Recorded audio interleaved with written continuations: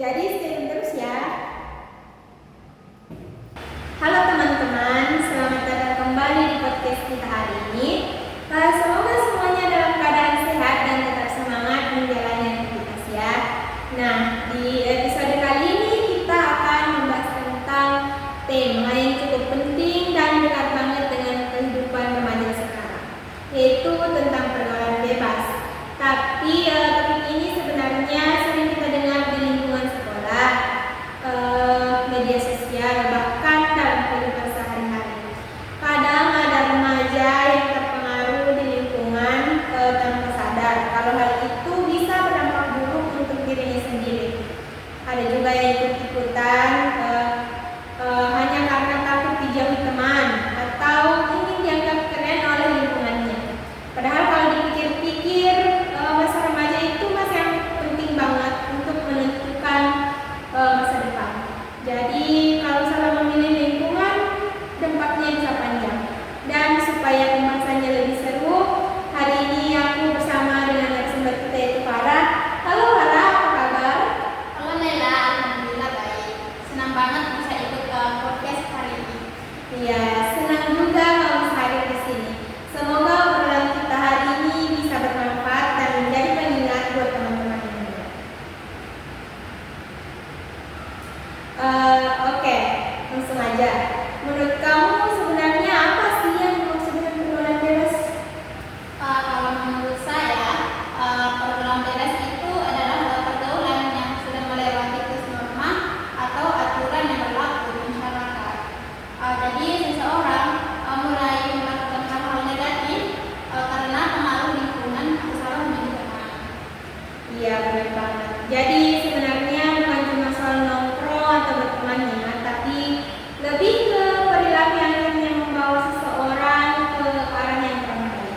Betul. Kadang awalnya cuma ikut-ikutan teman, lama-lama jadi kebiasaan dan akhirnya sudah dipahami. Dan menurutku sekarang itu banyak remaja yang takut dianggap tidak gaul kalau tidak ikut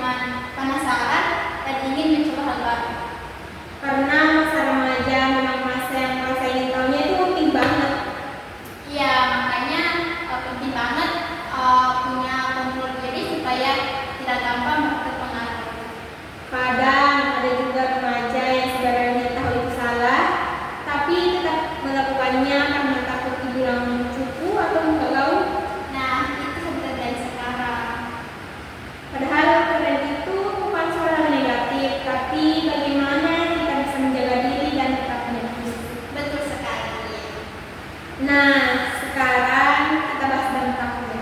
Menurut kamu apa dampak dari pergaulan bebas ini? Dampaknya banyak sih. Yang pertama itu tentu bisa merusak ke depan. Misalnya jadi malas belajar, prestasi sekolah menurun, dan bahkan sampai putus sekolah. Ya, itu sedih sih kalau sampai masa depannya rusak karena salah pergaulan. Betul. Selain itu, hubungan dengan keluarga juga bisa jadi renggang karena sering berbohong atau melanggar aturan. Dan kesehatan mental juga bisa terganggu ya. Iya, kadang seorang jadi stres, kehilangan arah hidup, atau merasa tertekan karena lingkungannya. Aku juga pernah lihat ada orang yang awalnya cuma ikut-ikutan, tapi lama-lama jadi kebiasaan karena ini susah banget. Nah, itu bahaya. Karena sesuatu yang awalnya cuma dianggap cuma coba-coba, bisa berubah jadi kebiasaan buruk. Dan ketika itu sudah terlalu jauh, kadang mereka merasa sulit untuk berubah. Iya, padahal sebenarnya orang masih punya kesempatan untuk memperbaiki diri. Kalau menurut kamu nih, gimana caranya supaya remaja bisa menghindari pergaulan bebas? Yang pertama itu tentu harus pintar memilih teman di lingkungan. Karena lingkungan memang sangat mempengaruhi kehidupan sehari-hari ya. Betul.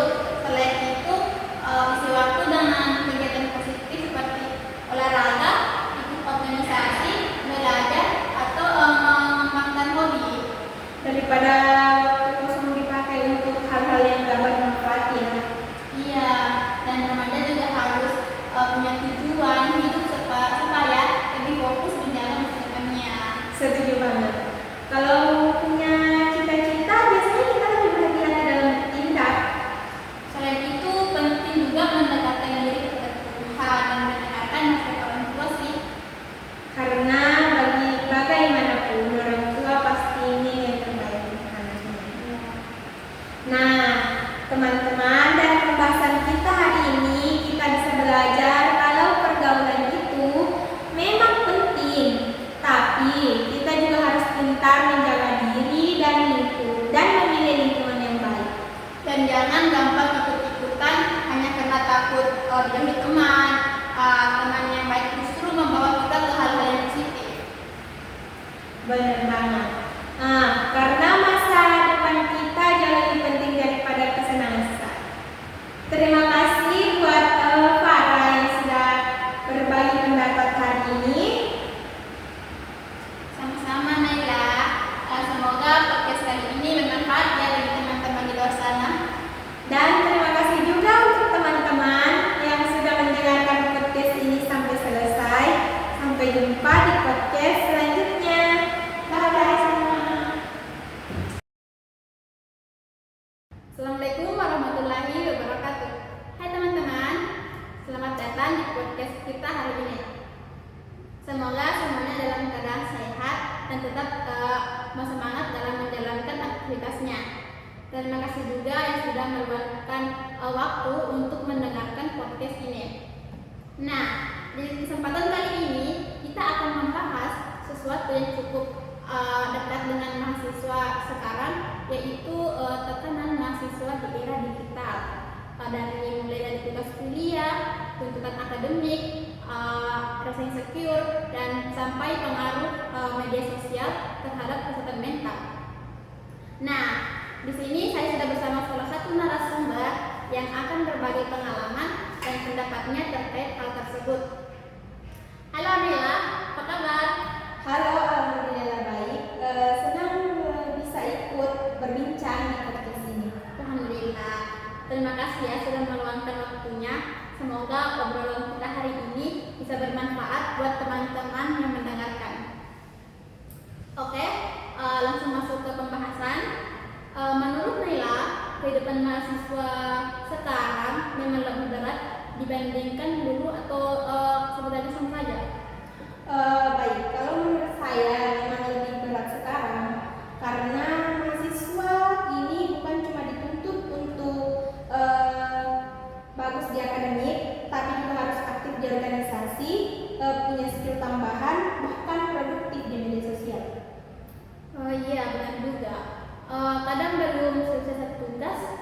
sudah datang terus berikutnya. Belum lagi kalau ada presentasi, praktikum atau kegiatan organisasi. Betul, itu yang membuat mahasiswa sering merasa lelah, baik secara fisik maupun mental. Kadang ada mahasiswa yang sebenarnya ingin istirahat tapi merasa bersalah jika tidak produktif. Nah, itu sering terjadi sekarang. Seolah-olah kita harus terus bergerak dan tidak boleh berhenti. Iya, padahal padahal manusia juga punya batas kemampuan. Kalau terlalu dipaksakan juga akhirnya malah gampang stres dan kehilangan semangat belajar. Kalau selain tugas kuliah, menurut Nela apa lagi yang sering menjadi tekanan bagi mahasiswa? Menurut saya, ekspektasi dari lingkungan juga cukup besar. Misalnya tuntutan dari orang tua, teman, atau bahkan dari diri sendiri. Bisa jelaskan sedikit?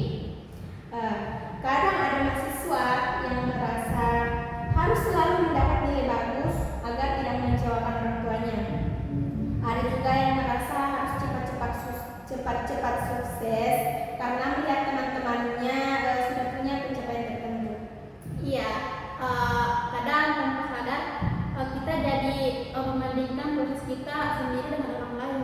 Betul, setiap orang punya proses dan kemampuan yang berbeda. Tapi karena terlalu sering membandingkan diri, pada akhirnya muncul rasa overthinking dan rasa minder.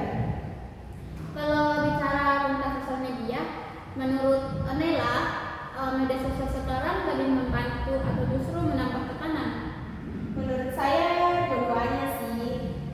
Media sosial bisa membantu mencari informasi, menambah relasi, bahkan memberi motivasi. Tapi di sisi lain, media sosial juga sering membuat orang membandingkan dirinya sendiri dengan orang lain. Iya, terkadang kita lihat teman posting tentang pencapaiannya kan atau aktivitasnya, terus kita merasa tertinggal. Betul sekali. Padahal yang kita lihat di media sosial itu biasanya cuma bagian dari sisi terbaik dari hidup seseorang. Tapi tetap saja banyak orang yang akhirnya merasa insecure dan overthinking. Dan itu cukup berpengaruh ya kepada mahasiswa sekarang. Iya, karena tanpa sadar mahasiswa jadi merasa harus selalu sempurna atau selalu produktif. Kalau Nela sendiri saat lagi merasa capek atau tertekan karena kuliah, biasanya hal apa yang Nela lakukan untuk menghilangkan tekanan tersebut? Biasanya saya mencoba menyenangkan diri, kadang saya istirahat sebentar, mendengarkan musik, atau bahkan sekedar jalan-jalan dan atau cerita ke teman terdekat saya. Oh, berarti kamu lebih memilih untuk tidak memendam semuanya ya? Iya, karena kalau dipendam terus malah semakin berat. Menurut saya mahasiswa juga butuh tempat cerita dan dukungan dari sekitar. Setuju. Kadang hal sederhana seperti didengarkan saja sudah cukup membantu buat kita kan? Benar. Selain itu, saya juga mencoba mengatur jadwal supaya tidak terlalu kewalahan, walaupun kadang masih sulit. Tapi setidaknya itu sedikit membantu. Berarti manajemen waktu juga penting ya untuk mahasiswa. Penting sekali, karena kalau semua ditunda-tunda, tugas jadi menumpuk dan akhirnya bikin pada sendiri. Nah, kan sekarang banyak mahasiswa yang merasa kalau istirahat itu sama dengan malas. Menurut kamu bagaimana tanggapan kamu? Menurut saya itu pemikiran yang kurang tepat, karena istirahat itu penting supaya tubuh dan pikiran bisa kembali tenang. Hasilnya juga tidak maksimal kalau kita dipaksa terus tanpa ada istirahat. Iya benar. Kadang kita tidak boleh terlalu keras sama diri sendiri. Betul. Self-care itu bukan berarti bermalas-malasan, tapi memberi waktu untuk diri sendiri supaya tidak terlalu lelah secara mental. Contoh self-care sederhana menurut Nela itu bagaimana? Cukup yang cukup, makan yang teratur, mengurangi bermain media sosial untuk sementara ya, atau melakukan hal yang disukai. Kalau menurut Nela, apakah kesehatan mental mahasiswa sekarang sudah cukup diperhatikan atau tidak? Menurut saya sudah mulai diperhatikan, tapi belum maksimal. Beberapa kampus memang sudah menyediakan layanan konseling atau seminar kesehatan mental. Tapi masih banyak mahasiswa yang mulai muat malu untuk mencari bantuan. Iya, karena masih ada yang berpikir kalau datang ke konselor berarti punya masalah yang besar atau dianggap lemah. Padahal menjaga kesehatan mental itu sangat penting dan dengan menjaga kesehatan fisik. Betul sekali. Menurut saya, mencari bantuan itu bukan tanda kelemahan, justru bentuk kepedulian terhadap diri sendiri. Baik, dari pembahasan hari ini kita bisa memahami bahwa tekanan mahasiswa di era digital memang nyata. Tapi semua itu bisa dihadapi dengan cara mengatur waktu, menjaga kesehatan mental, dan memiliki lingkungan yang mendukung. Yang paling penting, jangan terlalu keras sama diri sendiri dan jangan merasa harus selalu sempurna, karena setiap orang punya proses hidup masing-masing. Terima kasih banyak sudah berbagi cerita dan pendapat hari ini. Semoga podcast ini bisa bermanfaat buat teman-teman yang mendengarkan dan membuat kita semua peduli, lebih peduli terhadap kesehatan mental dan diri sendiri maupun orang lain. Amin. Baik, teman-teman, terima kasih sudah mendengarkan podcast kita hari ini. Sampai bertemu di episode berikutnya. Saya selaku moderator pamit undur diri. Wassalamualaikum warahmatullahi wabarakatuh.